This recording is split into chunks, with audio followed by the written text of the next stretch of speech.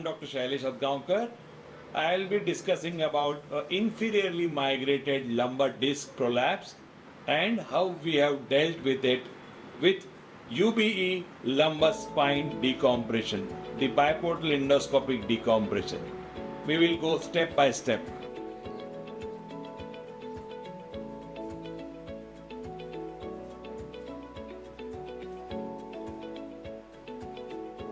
Welcome to my OR. We are going to demonstrate the lumbar spine L5S1 discectomy surgery via UBE, unilateral biportal endoscopy. And you can see this is the setup, this is the patient, this is the head end, this is the head end, this is the tail end, this is the leg side, head side. I am standing on the right side. You can see we have kept the plasma, the RF and coagulation on the right side, the burr on the left side.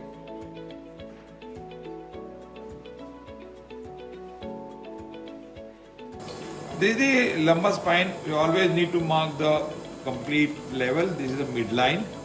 This is the L5 pedicle and this is the S1 pedicle. I have marked the pedicle, and as this disc is inferiorly migrated, I slightly would like to take the incisions inferiorly, and this is the midline here, and this is the discal line which we have confirmed it in C-arm. We have confirmed the level. It is inferiorly migrated disc at L5S1, and we check it, confirm it so that we can do our planning.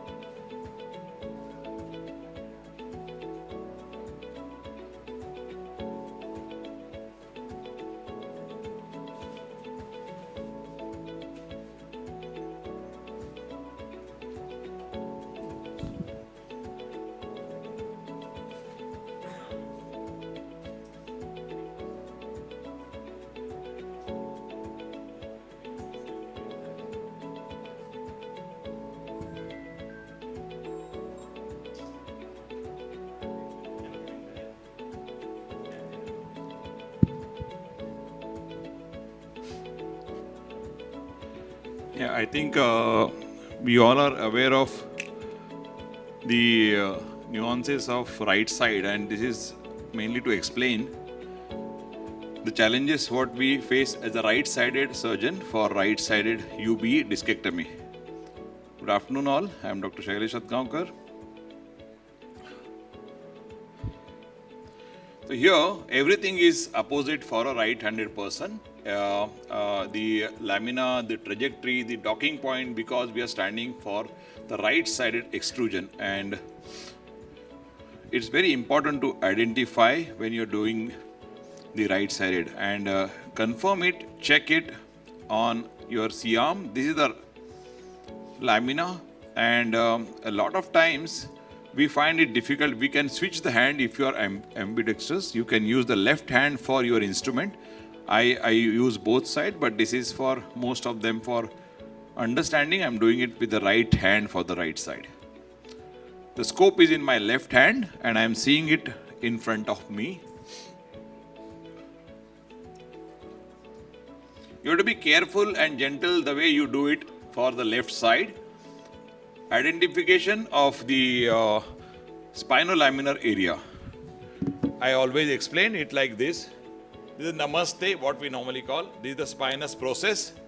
This is the lamina and this is the area where we want to dock. It's an exact junction of the spinolaminar area and slightly away, inferior to the lower side of the lamina. If it is L5S1, inferior part of the lamina at right side. And that's where I'm using my space and clearing the multifeeders. And after that, I am using my radio frequency, clearing out the area. And it's important for my water to come in and go out. That's very important. Your assistant surgeon should be always checking that the water is coming, because it should not settle there. Therefore, biportal, you have to have a very good vision when you are doing this. Otherwise, you will forget and the water will keep seeping there and a lot of problems can happen. The outflow should be very good. Then you can use the burr. It's not difficult to use the burr for a surgeon who has done a good number of surgeries, but someone who is in training or who is learning new, I think having a good burring technique is very, very important. You have to have a good hand for your burr. You should, because here you are using the burr with a single hand, like a pen grip. Normally we are not used to use burr. We are always used to use burr with two hands, which one hand goes upwards in case it goes dips inside. Here you have to be very careful. The burr is very, very softly used. Outer plate, middle plate and inner plate, we should slowly delineate, and this is the most important instrument for me. This is a curette. I don't use a no punch technique, but I use mixed punch and curette technique, because I like to use punch at appropriate time, and I like to use the curettes to denude amount of the thinned lamina, the paper thinned lamina, and then I use my Carrison round jaw. I have to be very careful because I want to identify the exact point where we see the separation of the ligamentum flavum, so-called the butterfly, what we normally call it. And you can see the very beautiful looking thin sheen line of whitish gray dura when you start doing this very carefully. And sometimes you realize it's not easy for the right, but now you can see that I am exactly where I want to go. And you have to just do everything. And this is my most important instrument. This is the army chief for the battle. And it's a very intelligent instrument, the nerve hook probe. And that's it. I went there, I reflected it, and I can see the ligamentum flavum coming outwards. I don't want to take out too much of bone. I am just on the edge of the inferior lamina, and I'm taking out my ligamentum flavum carefully.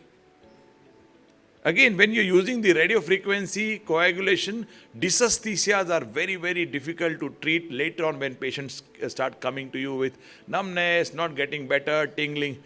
The probe should be always away from neural and dural structures. That is very important. You should be away from the cord, whatever the lumbar spine, and the dural, the nerve root. The minute you are very close or you bump on it and do it, you will see that there is something happening, and it's not good, because the cord vascularity is very, very important. We should make a habit of doing it away from the cord and very gentle. No need to rush, no need to prove you are a very fast surgeon, or just be gentle. Dural injury at the start of surgery is disaster. If it happens at, when you are almost on the large disc or something, then it's fine. But dural injury at the start is going to be a trouble for you. And then people think, no, then I opened it. And you don't need to do any opening, closing thing if you are patient.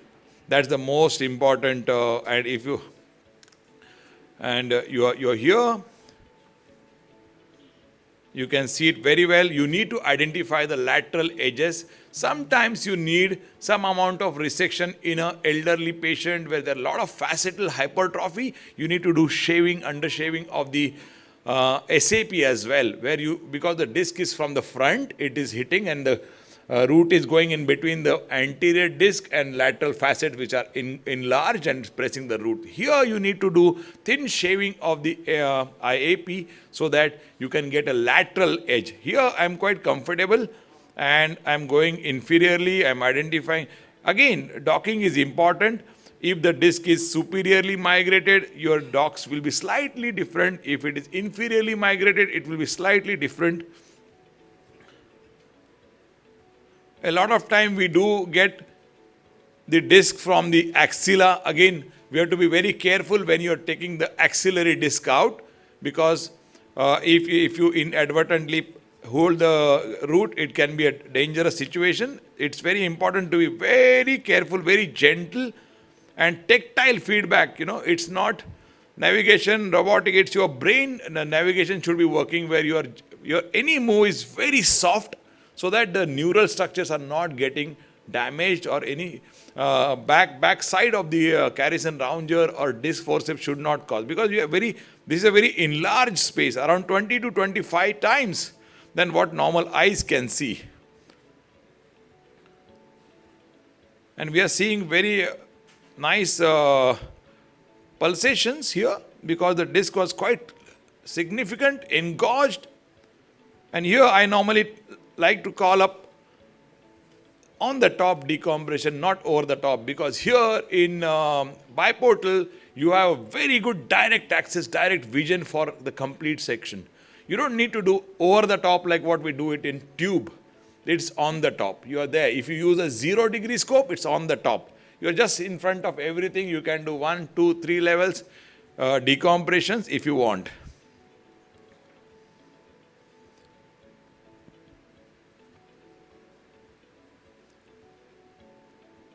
And how much the disc we should try to remove? Standard. How much is it softened? How much fragments are coming? Palpate it with your nerve hook probe and slowly take it out. Because what can happen if you take incomplete disc, you feel, I got a good fragment, I'm happy, big one.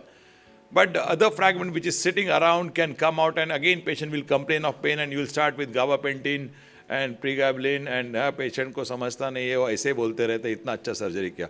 At the same time, we are forgetting we have not done a complete decompression. Though it's a minimally invasive, we can do a maximally invasive decompression for the nerve root. It's a freedom surgery for the nerve root. Mind it, don't rush when you have taken out one fragment. We have to continue, identify, check the root. If the root is completely free, we are happy, and I think that sums up. If you see here, I'm sure you have seen the preoperative MRI. The disc was quite significant. Do you remember? Yeah. Yeah, quite a big disc.